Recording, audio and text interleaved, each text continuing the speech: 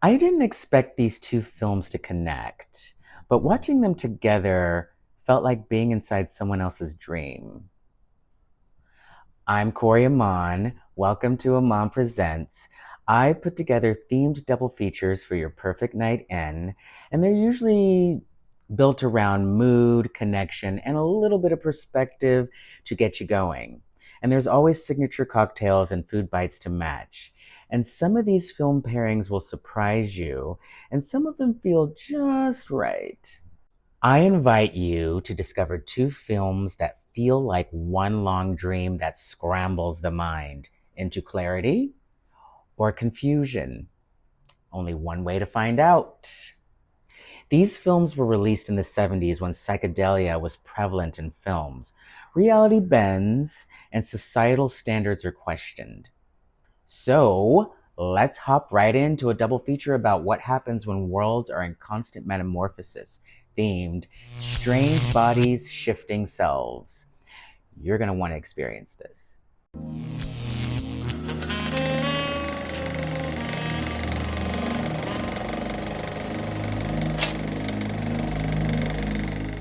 The films I selected are Fantastic Planet, directed by Rene Laloux. A human pet named Terre escapes his drug owner and joins a group of wild alms, leading them in a fight for freedom and survival against the Drogs, who view them as pests. And Three Women, directed by Robert Altman. A naive young woman idolizes her co-worker at a desert spa, leading to a strange, dreamlike merging of their identities, with a third enigmatic woman acting as a catalyst. On paper, these films seem wildly unrelatable, but together they feel like one strange, long meditation into transformation. No spoilers, just the preparation on what you're going to experience. These films shouldn't speak to each other. One is a psychedelic animated science fiction film, and one is an eerie psychological chamber piece, but both connect through instability, not chaos. Instability of identity, of reality, of social order, of who gets power and who gets defined by it. First, we have Fantastic Planet. And what floors me about Fantastic Planet is how radical it still feels.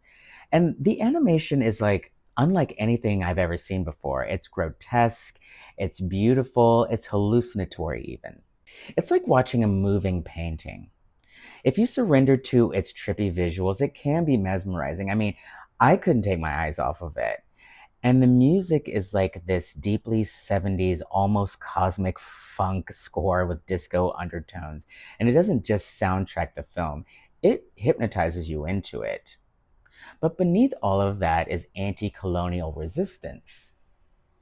Systems of domination, dehumanization, assimilation, themes that feel disturbingly contemporary. It's a head trip with political teeth, and that's what makes the film more than cult weirdness. It's still relevant, sadly. And then Three Women takes that destabilization inward, not cosmic, psychological, almost spiritual. What I love about this film is how unease comes from things that should feel ordinary. Sissy Spacek has this childlike fragility, but something feels slightly off, like innocence curdling into a mystery. And Shelley Duvall, love her. Not that I don't love Sissy Spacek, I love hers too. But there's something heartbreaking about how desperate for connection she is. And that loneliness haunts throughout the movie. And the loneliness has horror undertones. And then there are the camera zooms. And when you see the film, you'll know what I'm talking about. They feel random at first, but they're doing emotional storytelling. And the cinematography by Charles Rosher Jr. creates tension before you even know why.